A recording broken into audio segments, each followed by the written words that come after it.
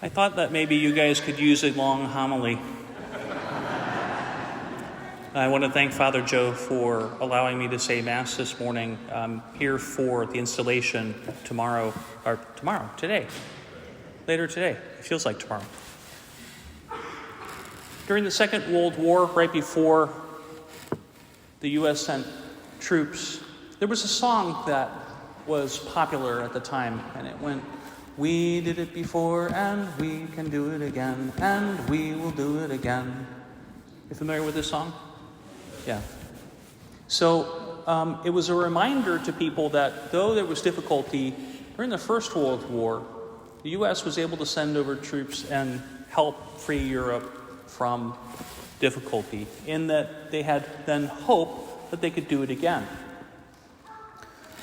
Brothers and sisters, this first Sunday of Advent, hope is the major theme. We place our hope in God, which is different than just having faith in God. Faith in God tells us what God has done in the past and who God is.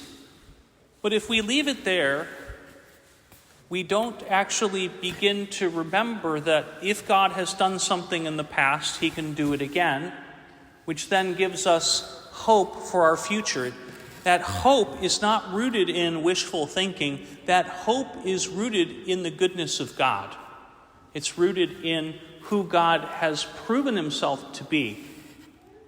Most people have those friendships or those family relationships where, because they have a history with the person, they know that they can trust that the person will be there in reasonable amount of fashion, right?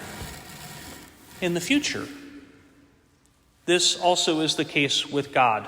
When we have seen what God has done in the past and begun to believe it, it opens up our future to receive from God his goodness.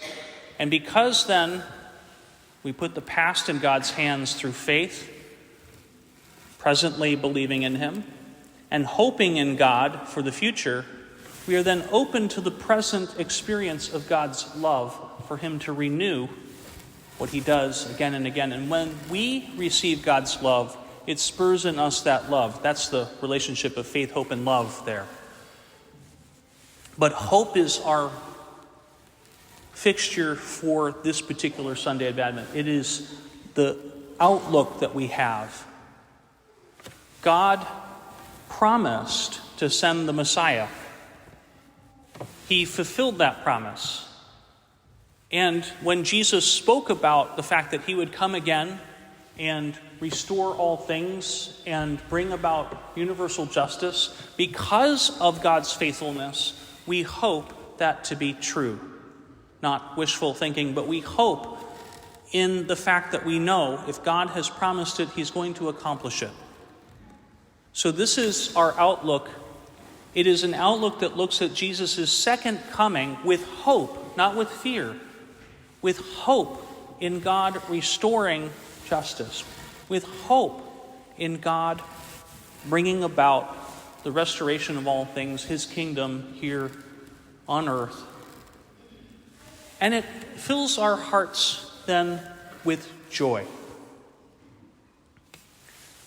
And yet, sometimes we might be a little flabby in the hope muscle department, so we might need to hit the gym. How do you strengthen hope? Well, faith is one thing where we maybe might study a bit. The folks who are in the RCIA process are maybe going through that and beginning to build their faith, right, through looking at what has happened in the past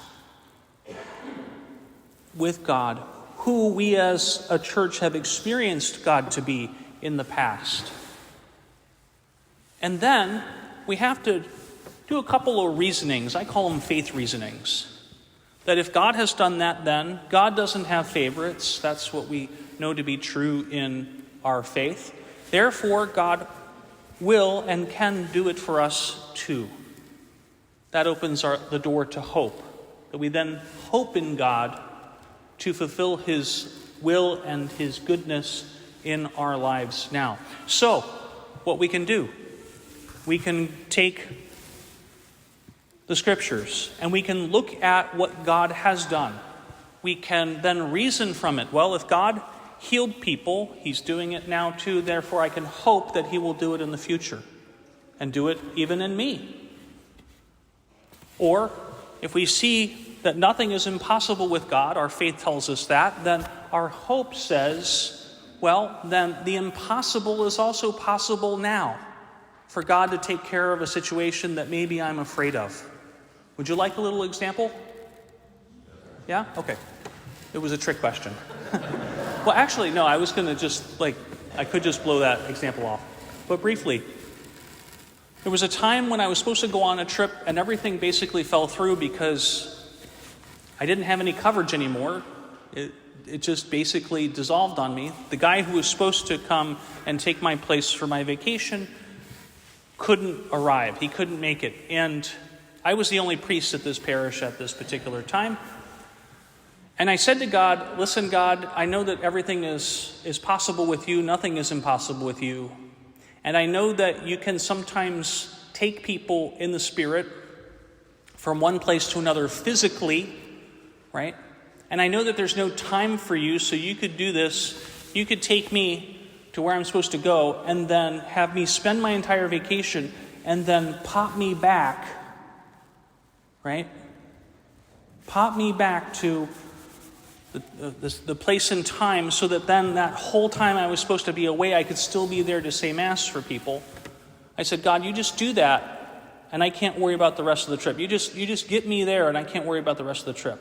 Well, God didn't do that, but next thing I know, I get a text message from Father Bruce Sapla saying, hey, I'd like to come and visit your parish when you're away.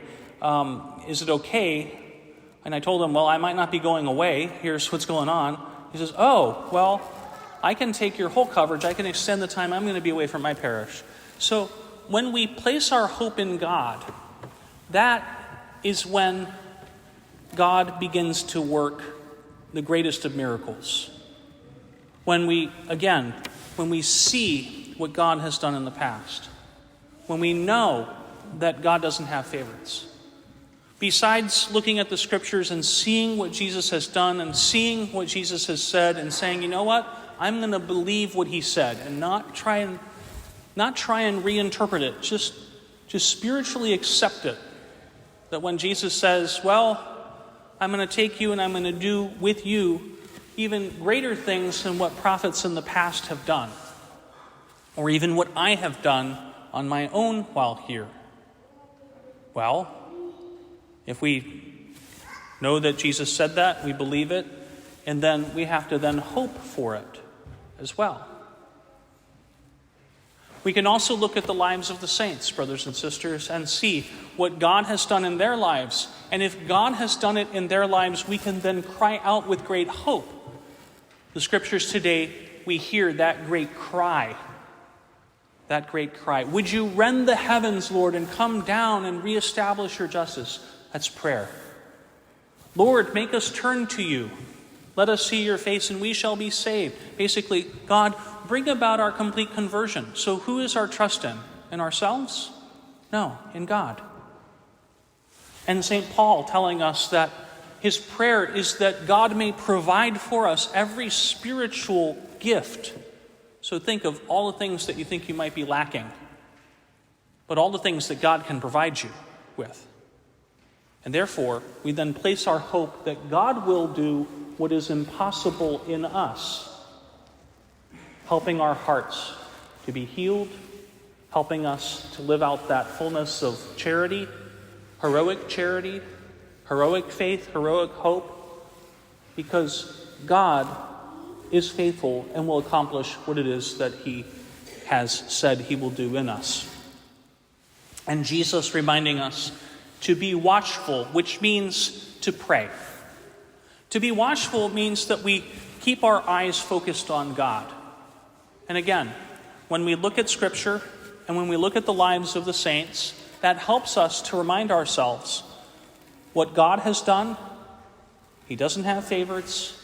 He can do it again here, now, today, because we have the same graces available to us as the saints did, the same graces available to us as the apostles did, the same Eucharist, Here we will receive Jesus in his body, blood, soul, and divinity.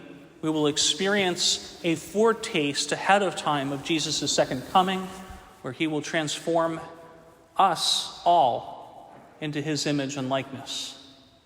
And so we ask the Lord for the grace that we need for great hope, that our faith, more and more firmly established, may also change to hope as well as we trust God for all things.